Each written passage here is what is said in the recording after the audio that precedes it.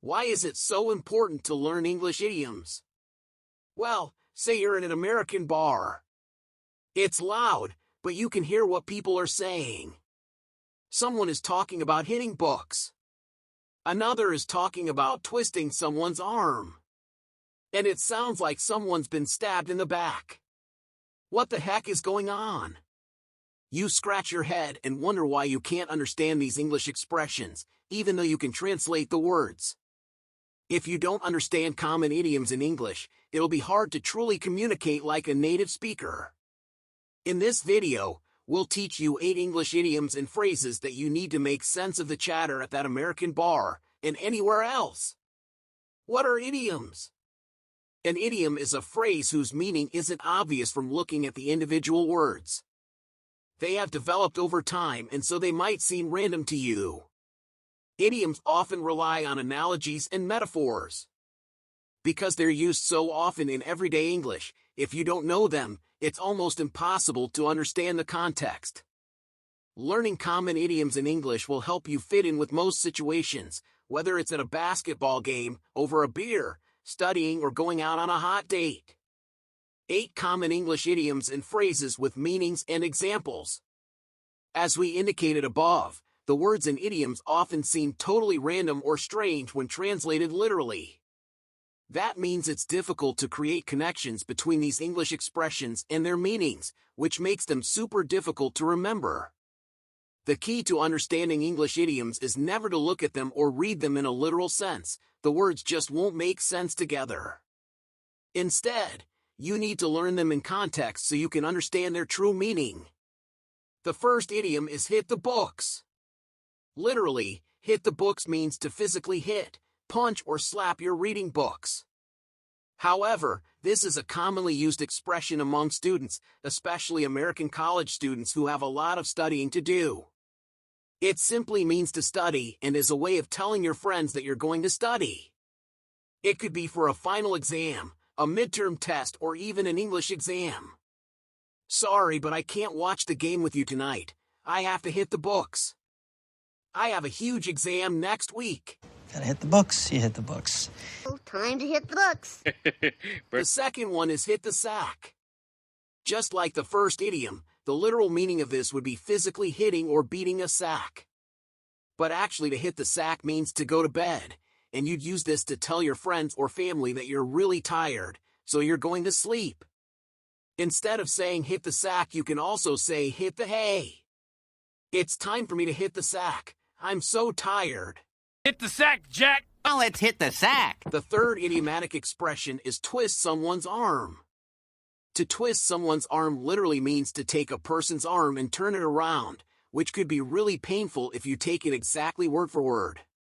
If your arm has been twisted, it means that someone has done a great job of convincing you to do something you might not have wanted to do.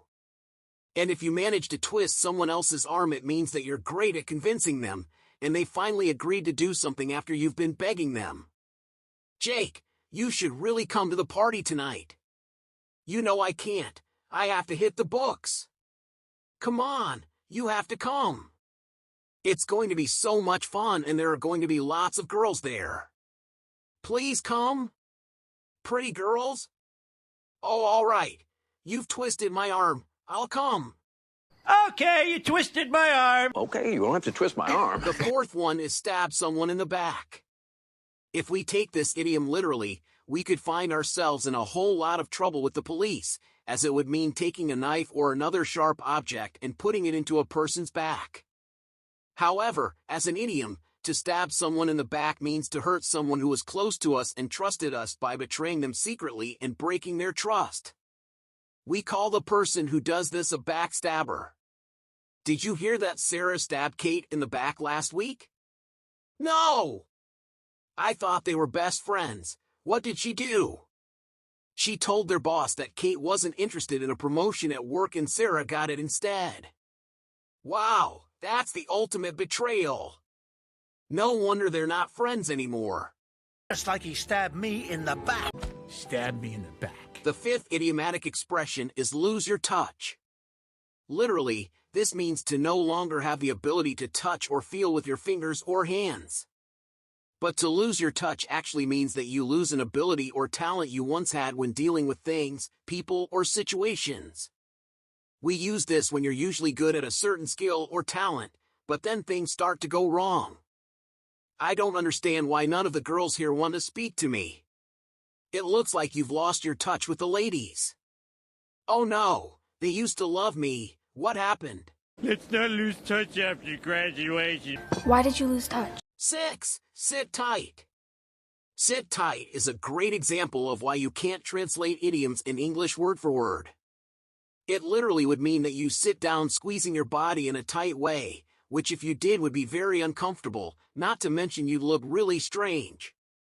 But if a person tells you to sit tight, they want you to wait patiently and take no action until you hear otherwise. Mrs. Carter, do you have any idea when the exam results are going to come out? Who knows, Johnny? Sometimes they come out quickly, but it could take some time.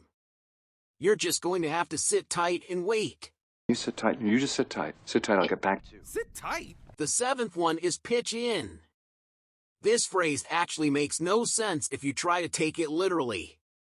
However, figuratively speaking, it means to contribute or give to something or someone or to join in. So if your dad tells the family that he wants everyone to pitch in this weekend and help clear the backyard, it means he wants everyone to join in on the efforts to clear the yard and get things done quicker. What are you going to buy Sally for her birthday? I don't know. I don't have much money. Maybe we can all pitch in and buy her something great. The above conversation suggests that every one of Sally's friends should contribute a little bit of money so they can afford to buy her a bigger and better present together. We all pitch in? I am happy to pitch in. The last one for this list is go cold turkey. Sound weird? Well, you're right, it does.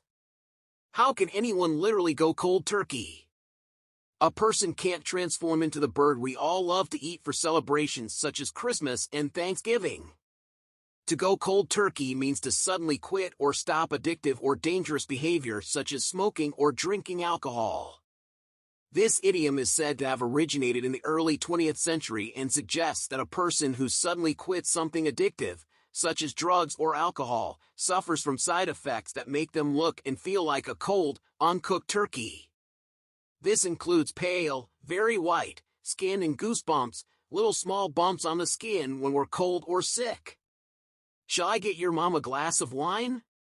No, she stopped drinking. Really?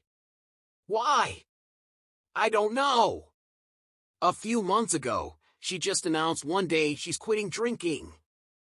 She just quit cold turkey? Yes, just like that. You're just going cold turkey? Cold turkey? I really feel we should go cold turkey. That's it for this video, guys. Please subscribe my channel if you want to learn English with us.